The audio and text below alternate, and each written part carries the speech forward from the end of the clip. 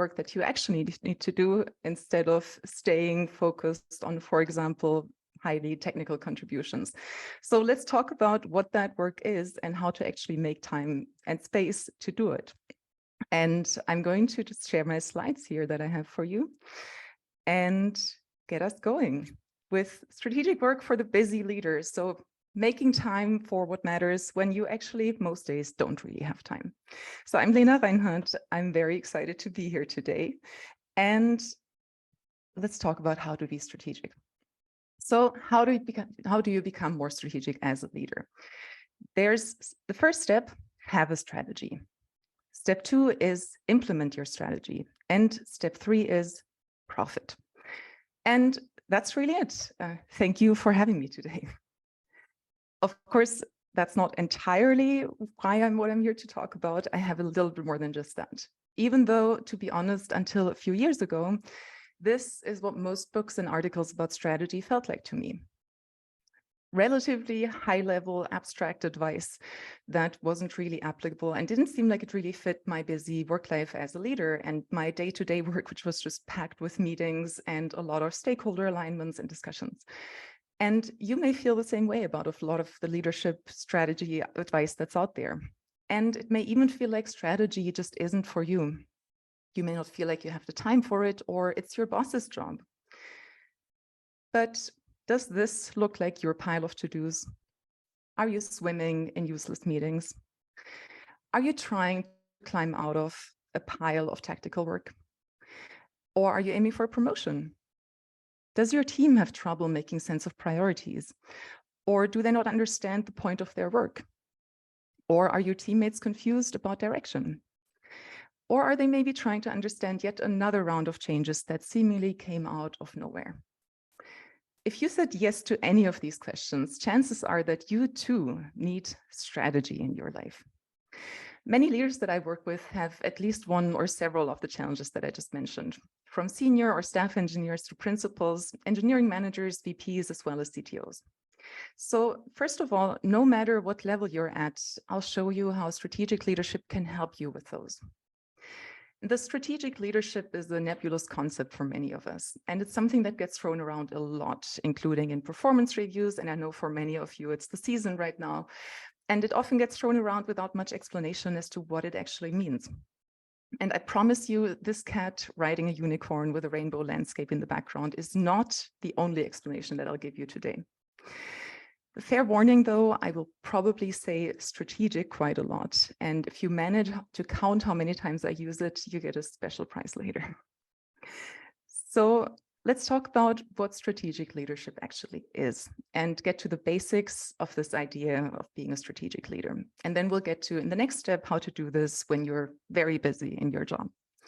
So leadership, first of all, is about handling ambiguity and change. It's about taking big problems, uncertainty, and figuring out a path forward towards more clarity and helping others do the same. I do want to call out, this is of course a leadership summit, so I assume all of you are leaders. When I talk about leaders, I mean anyone who's exhibiting the traits that I just talked about. So it handles ambiguity, handles change. It doesn't mean you have to have a manager title. It doesn't have to mean you have the tech leader or a similar title. And it doesn't have to mean that this is actually your role. Anyone can be a leader at any level, and so can you. So what is strategy?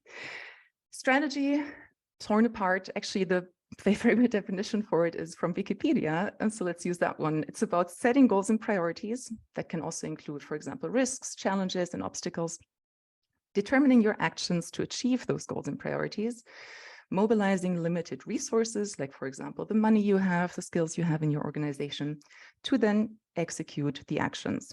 And this part, the actions, is where your tactics happen. All of this also means that strategy is also an implicit or even explicit acknowledgement of what you're not doing. And that's the part that I'll get back to quite a lot, because that part of not doing things is something a lot of organizations really struggle with. So that also means if you look at these 4 bullet points, good strategy doesn't have to be complex or long. It can even be really boring. And I want to talk about this in the context of a hike. So I love hiking. These photos are from a hike that I did in Sardinia last autumn. And I like thinking about strategic leadership like a hike in an unknown area. First of all, I didn't know the area very well. It was new to me, so I checked some maps and selected a destination, the mountain that you see on the left-hand side in the back.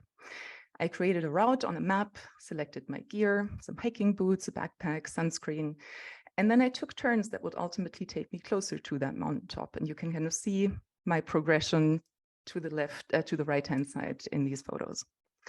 Now, on the way, as I was approaching this mountaintop, I'd look at the mountain to make sure that I was getting closer. That is you keeping an eye on strategy. And I used my compass. Well, admittedly, it was my phone, but for narrative purposes, let's stick with the compass to make sure that I was moving in the right direction. And at the same time, I also kept eyes on the ground to make sure that I wouldn't stumble or get caught in some thorny bushes. I'm quite prone to accidents. I stumble quite a lot, so I have to really watch out. And this, keeping our eyes on the ground, making sure we're not stumbling, that's where our tactics and actions are, the turns and the paths we take to actually get to this mountaintop. And we may even have a very long-term vision in the background to sort of help us keep going. That's our vision that you see right there. I think about this as horizons of leadership. So with our tactics, the daily actions, the strategy, and the sort of midterm thing that we're actually trying to accomplish, and maybe a long-term vision right in the back. And these horizons are also where the strategy and tactics connect, because we need both. Strategy outlines our intent for the future, but tactics turn our intent into daily action. Our strategy defines what and why we intend to do, whereas our tactics outline the how. Our strategy looks outward, so it's not just at what is, but also considers external information. Strategy is about effectiveness, so doing the right thing, whereas our tactics are much more focused inward. Like what people, budget, time, or skills do we have to actually achieve this with as low cost as possible? And as a leader, you need both. So like strategy and tactics are often used as mutually exclusive or as kind of opposites, but they're not. They're complementary, and they're really important parts of one big thing. So that means, just to capture this in a nutshell, strategic leadership means leading every single day from this idea of the future, your strategy. And the strategic leadership is really, really important because first of all, it's going to help you make you a better leader. It helps to increase your impact, make better decisions, decrease the risk of wasting your time and your team's time on low impact work. It helps you operate at a higher level and set more impactful priorities. And it's also one of the biggest differentiators in leaders' growth. It's also crucial for building high-performing teams because it helps teams align their work with corporate strategy, therefore also supports teams in being autonomous and making decisions that align with the strategy. It helps teams handle change because they see the long-term goal that the organization is trying to achieve. But research shows that only 14% of employees feel they have a clear understanding of their company strategy and direction. Whereas knowing this connection is really motivating for employees. It improves performance, commitment, and resilience on teams. And as I mentioned earlier, strategic leadership is for everyone. It doesn't depend on your role or your organization size. Figure out what scope strategy takes for you based on your own sphere of influence. Either it's technical, it's on a team, several teams, or an entire organization, and use the scope that you have. I also want you to keep in mind, as again, like performance review season is happening, you may have people that you want to encourage to work more strategically, and I'll have a lot of resources that you can share with them later on to actually help them do this and to actually put strategic leadership into their daily work. So we've looked at why strategy matters, that it's a great thing. You may think, okay, this sounds great so far, Lena, but why are we not all strategic leaders already all the time? Or you look at your calendar and think, well, this is not going to happen for me. And that's actually one of the first big obstacles. Being a strategic leader takes time, effort, and context switching. Context switching means zooming out. You need to not just look at the rocks right in front of you, but also at the mountaintop you're trying to reach. And that's hard for our brains. And the time is, of course, a factor. One of the first questions I ask leaders who I work with in either coaching or consulting is, what are you spending your time on versus what should you be spending your time on? And the number one answer I get is strategy. I spend too much time on operational and tactical work, and I have no idea how to get out of it. And that's something that I felt, a situation that I've certainly been in. And if that's something you're struggling with, you're not alone with it. And this balance with tactical and operational work is really hard to get sometimes. Strategy can also bring more change because it involves saying no sometimes, or even letting go of work that a team has already invested in favor of other initiatives that could add more value. Strategy is also a bet on the future that we're making, and that uncertainty can feel uncomfortable. And one of the biggest challenges is that strategy goes against our cognitive wiring. Our cognitive biases make us inclined to focus on what's familiar. Our brain likes what it already knows. That shows up in how we spend our time, what we think and talk about. And so instead of seeking out the unknown and new information, which strategy requires, we like to just stick with what's familiar. And that's also where the toughest one of them all comes in, because strategic leadership means saying no to tempting near-term work, also known as those dopamine-hitting, quickly done tasks.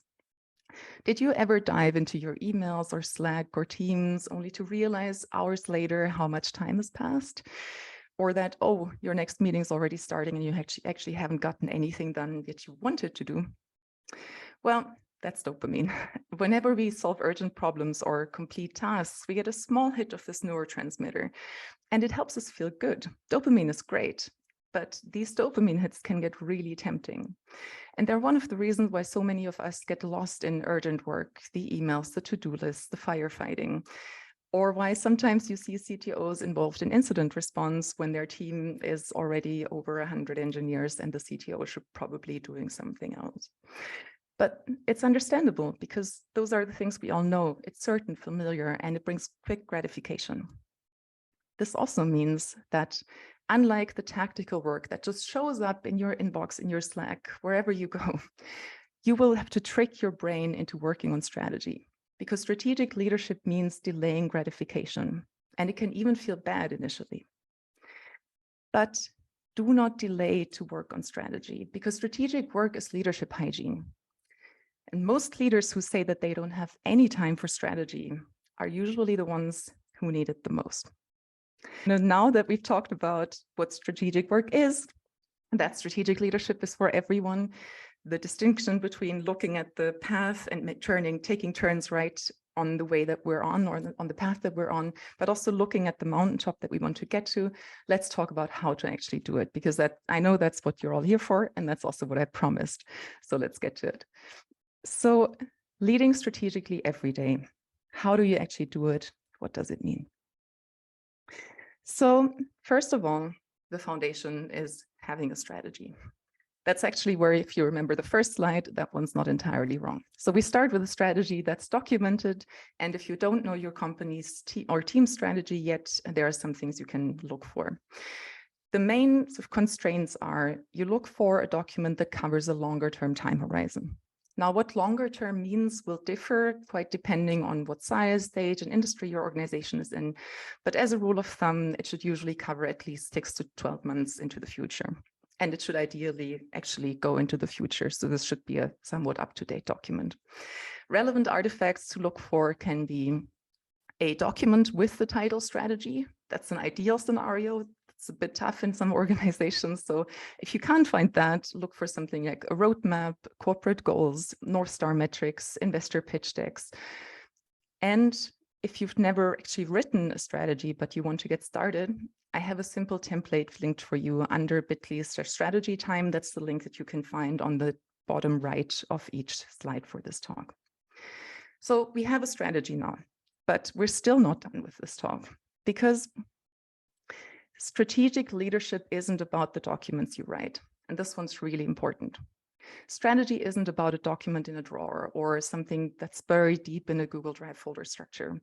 It's about your habits, because the way that you think and spend your time is the kind of leader you are. A while back, I too was trying to figure out how to go from writing strategy docs to being a strategic leader and actually making time for them. And I realized that I needed to start with how I spend my own time and what I think about. Because my meeting calendar was running/ruining my life, and it might be running yours too. So today I'm going to share with you a framework that I created for myself at the time. It's a structure that we're going to build into your calendar. so that you can start becoming a strategic leader today, or at least tomorrow. In Europe, where I'm at, it's quite late, so probably Monday. So every one of you who actually wants to get better at being a strategic leader, and if you haven't done it yet, get your phone out with your calendar app or just open it in a browser tab, because you'll actually need it. So the elements of strategic leadership that I'm going to cover in this framework are, as we've talked about earlier, about zooming out. This is, by the way, North America, satellite image from NASA. Zooming out is about actually creating space to think about the big picture. Many leaders are busy. We're getting into these dopamine hitting tasks. It's really hard to pull yourself out of that. It's actually making that space, that time to think. And then there's zooming in, actually taking actions, setting boundaries, and saying no, so that you can focus with your teams. And a big part of that is also broadcasting or communicating what you're thinking about and doing. And one big part of this is that strategic leadership is a habit. Now, of course, we're in January still. It's the season. Many people have started the new year with new resolutions, new habits. It's end of January, but you still get to set a new resolution if you haven't set one yet. And you can also just make strategic leadership your habit without making it a resolution. I'm good with any of the above. But keep in mind that a new habit usually takes a little more than 2 months, like 66 days, and until to develop or to get the foundations right. And it takes as much as 254 days, that's over 8 months, until it's fully formed. That also means a big part of becoming a strategic leader is changing the way you think and changing the way you operate, and that's going to take time. So we're going to make it small steps, digestible ones that fit into your busy calendar and that allow you to take actions to actually become the strategic leader that you want to be. So that means we're going to look at actions every day, every week, and every quarter. That's how we're going to build a cadence that's also aligned with your company's cadence of planning, of operating. And we're also going to build some automation to make it easier to remember. And that's where your calendar app is coming in. And this is where I introduce you to what I lovingly call the bagel of strategy, or the STABB framework. So making space, thinking, acting and taking actions, setting boundaries in the sense of managing expectations, saying no, focusing, and then broadcasting, communicating what we're doing.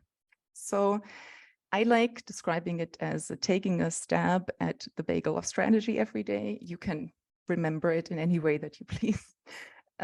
I'm not done with the bagel puns yet. I'll have a couple more, but we'll get to those later. So STABB is the framework that I developed for myself to make strategic leadership a habit and something that was actually doable. I'll share with you a couple ideas for each of those steps, both in terms of the frequency, and so things you can do every day, every week, every quarter, and some questions you can use to ask yourself, but also use to plan with your team and communicate with, for example, your boss. And I encourage you to just pick one from each frequency and set a calendar reminder. And I'll share with you an overview of all the detailed tools later on that you can also use as essentially a cheat sheet, because keeping a 30-minute talk in mind is impossible. So let's go. We're going to start with taking a stab at strategy every day. First of all, we need to make space. Calendars are packed. So the biggest part of this, and honestly, this is the most foundational part of this entire talk, is put a calendar reminder in now for the beginning of your workday, and just put in 15 minutes of strategy time. I'm going to talk a little bit, and you can put the reminder in. The thing is, these 15 minutes are crucial. First of all, because everyone can make 15 minutes. I've done this with busy CEOs and busy engineers. Everyone was able to do this. The start of your day is really important because it means that you do this before you open your work laptop, before you get into all these dopamine triggering apps like emails, Slack, and your to-do list. So you start fresh at a time when your brain is still able to think. And what you're going to do in this time is reflect on at least 1 up to 4 of these strategy questions, or make up your own that resonate with you. What's the most important thing for us? What are we not doing to accomplish it? How can I help my team make connections between their work and strategy? And how am I investing in capabilities that we need to meet our strategic goals?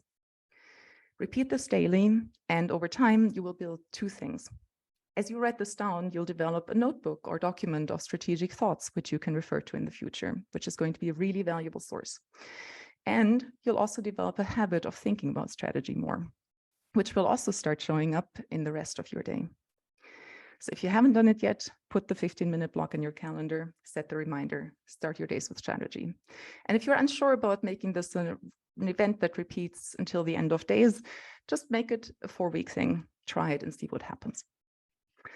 So we've made space for strategic thinking. Now we're going to act. And the big action every day is asking strategic questions. Because asking strategic questions doesn't just help you think more strategically, but also helps others do the same. These questions challenge the status quo and up-level conversations to the strategic level. Questions are, what business problems are we trying to solve? What assumptions are we making? Or what are our blind spots? How does the issue we're talking about affect other areas of the business? How will it move us toward our organizational strategy? And what's the long-term impact? You can use these questions in team meetings, planning sessions, retrospectives, whenever you're communicating with your team to outline why changes are happening or why you've made a certain decision. These are the first foundations and are going to shape the way that you communicate. So now we've made space, we have time to think, we act by asking strategic questions, but there's still the daily to-do list. So let's deal with that. And that's the part where boundaries and broadcasting happen. So you look at your to-do list in the morning, and as you prioritize, ask yourself just one single question, which is, what should I stop doing today? Because for many of us, I mean, I'm still a leader myself. For many of us, everything's important and everything's important at once. It's impossible to focus. I work with so many organizations that have top, like 5 focus areas and 10 top priorities, slightly exaggerated, but only slightly. So this technique about asking yourself what you will stop doing is called inversion, and it's a mental hack that can be used to uncover new options. Because the thing ultimately is you will usually not get everything done that you set out to do. And either you let yourself make this decision implicitly by just running out of time or energy at the end of the day, or you make a conscious decision about what you're not getting done. The latter is a bit harder, but it's also going to make you rethink the way that you work. And that's why it's so helpful. So depending on your role, you may also then broadcast what you decided not to do and what you're focusing on in, for example, your daily stand-up, or only in a weekly update with your boss. We'll get to those later, but always broadcast to make sure that you're managing people's expectations. And that was it. That was the daily part. So you have 15 minutes to think, ask questions to challenge the status quo, and set some boundaries to focus and figure out what you're saying no to. And that brings us to weekly strategic work already. The weekly part is one that I really benefited from as well, which is, again, making space for strategic thinking. We're back to your calendar, and this time you're going to put in a 30-minute block somewhere, just weekly, 30 minutes. My 30-minute block was always on Fridays because Fridays was my almost no meetings day, and it was the time for me to get things done. So put that 30-minute block in, let it repeat weekly. And in these 30 minutes, you're basically going to look at everything that's beyond even the mountaintop. So essentially, to stick with the hiking image, the sky around it, which means, for example, the world events. The pandemic was mentioned earlier, but also other things that are going on that could impact your business or your company. There's also industry news, company news, like customer insights, reports, information from your team, your department, what's going on with your stakeholders. What are you hearing from the folks that you're working with? And what could it mean for our company? All of this is going to be probably a little bit of second guessing or drawing connections between things that may not necessarily be connected. And some of the things that you're thinking about may end up not being right, or you may end up making predictions that don't turn out reality. But the whole point of this is to get you thinking about the big picture and how it will impact you and the teams that you're working with. And at the same time, stay in touch with your teams and keep an eye on what they're doing and how they're doing.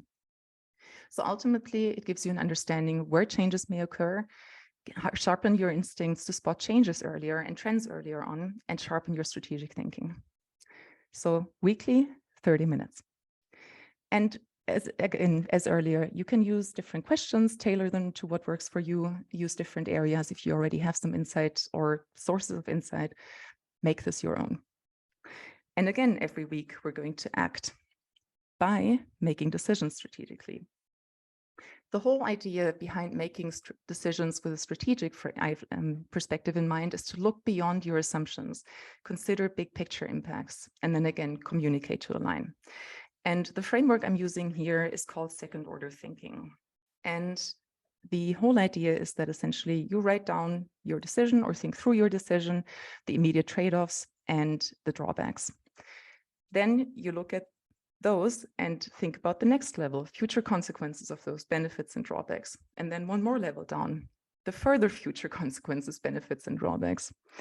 Ultimately, you'll make the decision that has positive second and third order consequences, because the whole idea is to choose decisions or make decisions that optimize for potential short-term pain, but with long-term gain, again, in the benefit of strategy. As you make decisions, set a reminder for yourself, again, we're automating here, to review those decisions that you're making 3 and 6 months from now. Because the whole point of acting strategically is not just to think strategically in the moment, but also learn from the decisions you made, become a better leader, hone your instincts, and therefore assess critically 3 months from now, how did the decision pan out? Was it a good decision? What did you learn from it? What happened? So acting, making decisions with strategy in mind.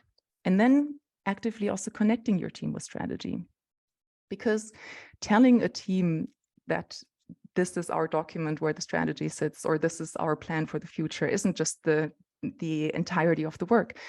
Help your team understand, listen and communicate about strategy in one-on-ones or when you're planning or in retrospectives. Ask them, why are we doing certain things? Why are we not doing certain things? What does success look like? How does our work connect with the bigger picture? And also talk about what you learned this week as you're doing your strategic thinking time in the morning or your weekly strategic review. You can share back to your teams what you're hearing about, what you're seeing, what you're learning. For many of your teammates, this is going to be really helpful information because, again, it's going to help them change the way they think as well. So we're not just doing this for ourselves. You see this comes up occasionally, regularly in this talk. We're also doing this for the folks around us. So actively connect your team with strategy every week as well. And then set boundaries and broadcast when you prioritize with your teams. That part can be really interesting because prioritizing with teams can be really difficult. But again, we're looking at where can we add value? What's really important to help us focus on what matters? We also look at what's most important for the organization. What could we do to achieve the things that we want to achieve better or faster? That's the part about efficiency. You remember when we talked about tactics earlier. And use these questions or similar ones to get teams to focus on impactful work and actually focus. And this is the last part where the weekly broadcast is coming in. So this is a tool that I used myself, and it's also a tool that many of the people I've worked with are using in a similar or tailored fashion. The ultimate idea is that many of us have bosses who are really busy and who still want to know what we're doing. And again, a big part of the STABB idea is to broadcast on a regular basis to make sure that we're all on the same page when it comes to moving towards our strategy. This is a template you can use, and I would encourage you to just try it. You can send a weekly update to your boss. If your boss doesn't read, which happens, walk them through this in your one-on-one meeting. One-on-ones shouldn't be for status updates, but there are exceptions. And help them understand what you're doing, the decisions you're making, what you're not doing, and the context for all of this. You can find the whole template with an example from an engineering leader under bit.ly/pushing information. It's also going to be at the end of this talk again, if you want to take a screenshot. The whole idea here, like the broadcast implies, is that we're not waiting for our bosses to pull information from us, to ask how things are going, or to ask for context on decisions. We're pushing this information out to make sure that they have a chance to say, oh, we may be misaligned here, or hey, this is the right decision or the right direction. So that was STABB on a weekly basis. We looked at making space weekly for weekly strategy review, then thinking about strategy, acting by factoring it in when we're planning with teams, setting boundaries, again, saying no and focusing our teams on strategic work, and broadcasting by keeping bosses or other important stakeholders in the loop. And now we're zooming out once more and looking at quarterly strategic habits. And that's where the really big thinking happens. So every quarter, again, we're making space for thinking and learning. So your company may be operating on a different cadence. I know some companies that are doing half-yearly planning cycles. Just tailor this to whatever your company is using. The whole idea is to align yourself and think about the big picture as you're planning ahead. So as your quarter ends, I'm just going to stick with the quarter terminology. You review, first of all, for yourself, and then also with your teams. In the same way as many teams do retros on a fortnightly basis, you do a quarterly retro. What did we learn? What decisions did we make? How did those pan out? What progress did we make? What are the risks and impediments that we saw? And what's working or not working? And again, as in the same way as teams do with retrospectives every 2 weeks, the quarter, though, is about zooming out, looking at the bigger picture and looking at how we want to operate in the future, instead of just staying stuck on a really small and short-term cadence. In the same way, you're also going to sit down and do a strategic review. So gather the strategy that your company has, use the strategic thoughts that you've gathered every day, and then review what strategy your company has. Because ultimately, the strategy should stay current. And the whole point of this exercise is to sit down and make sure that whatever your company has doesn't need to be updated. And there's a checklist that you can use that I have here. There's also a link to the source for this article. There are different ways of looking at this. Ultimately, you can just sit down with the strategy document and ask yourself, is this still relevant for what I know now? And does it need to be updated in some places? So in the quarterly review, first of all, we're going to do a review of the quarter with our team. That was a wording problem. And we're also going to review if our strategy is still current. And then again, we're moving to the action part. And that's where we're back on alignment, because quarterly planning, or your half-year planning cycle, usually means that you're thinking about what you're doing in the future. But oftentimes, because planning cycles can get really hectic, it's so easy to lose sight of strategy. And it's so easy to forget to communicate for alignment. There are a couple of questions that I found really helpful. And again, the source is at the bottom of the slide, to really think about where you want to go and factor in strategic questions. First of all, there's the situation assessment. So where are we at now? Then where do we want to be? So that's where it's about the strategic direction. How do we plan to get there? That's our tactics. And then how will we monitor progress? That's the broadcasting and the expectation management. And again, what will we not do? The big focus one.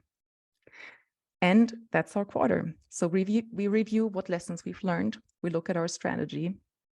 And then we set boundaries and broadcast when we are planning. And that's the bagel of strategy. So we make strategic leadership a habit by thinking about strategy every day, making space to think, acting on it, setting boundaries, and broadcasting and communicating. And I promise this to you, there is a cheat sheet for this, because this was a lot of information in a very short time. And I honestly also have this printed out, even though I wrote this down, and I've been using this for quite a while. So under bit.ly/strategy-time, you can find both a summary of this talk, but also the entire STABB framework and a strategy sheet for download with daily actions, weekly rituals and habits that you can build for yourself, as well as the quarterly part. Get this for yourself, but if you have people who you're coaching in being more strategic, or who you've just given feedback to about being more strategic, share this with them as well, because strategic leadership really is for everyone. So that's it. That's how you become a more strategic leader. So do not wait to work on strategy, because the way that you think and spend your time is the kind of leader you are. Strategic work is leadership hygiene, and strategic leadership means leading daily from an idea of the future, our strategy. Make the STABB framework part of your daily thinking and working routine as a leader. Take a stab at this bagel every day. Make space to think, act on it, set boundaries, and broadcast what you're doing. and fight the urge to get sucked back into busy work, because thinking strategically is your work. And my last tip for the day is, while you're doing all of these things that I've just told you about, also just stay strategic a little bit more often, because based on my experience, it does a great part in helping people understand that you are indeed a strategic leader. And for every one of you who kept count, I said strategic and strategy about 106 times during this presentation, so around 3.4 times per minute. Thank you very much for having me. I'm really excited to be here and excited to talk about a couple of questions that I hope we got. And you can find all the resources under the links here with bit.ly/strategy time. And there's also bit.ly/pushing-information. And you can find me anywhere on the internet. I'm Lena Reinhard. Thank you so much. Awesome. So we have the first question from Jamie. What's the biggest or most common mistake you see people making when setting strategy? Oh, that's a good one. I would say the biggest one is getting too detailed and forgetting the big picture. So what I often see is that people have very big ideas about what a strategy looks like. I think it needs to be like this 20-page document that has all the answers and all the details. And that's why I very intentionally had the slide in with the Wikipedia definition of strategy, which is this very, very succinct, just a couple bullet points.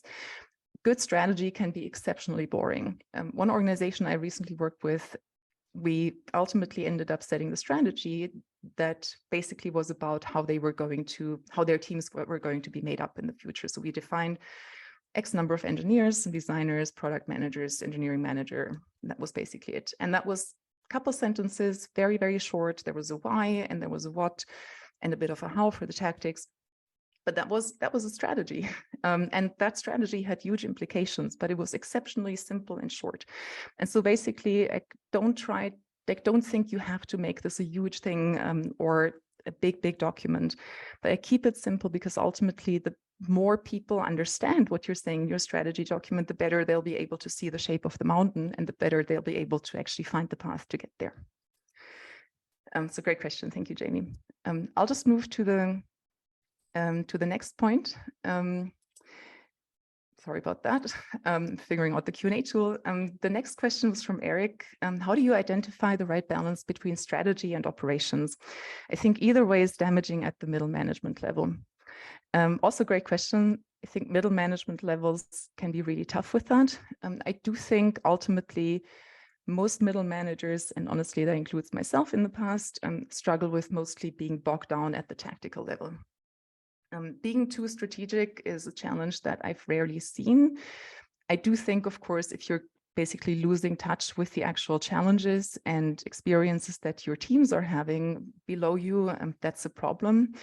But it's a problem that I've rarely seen. Other people may have different experiences.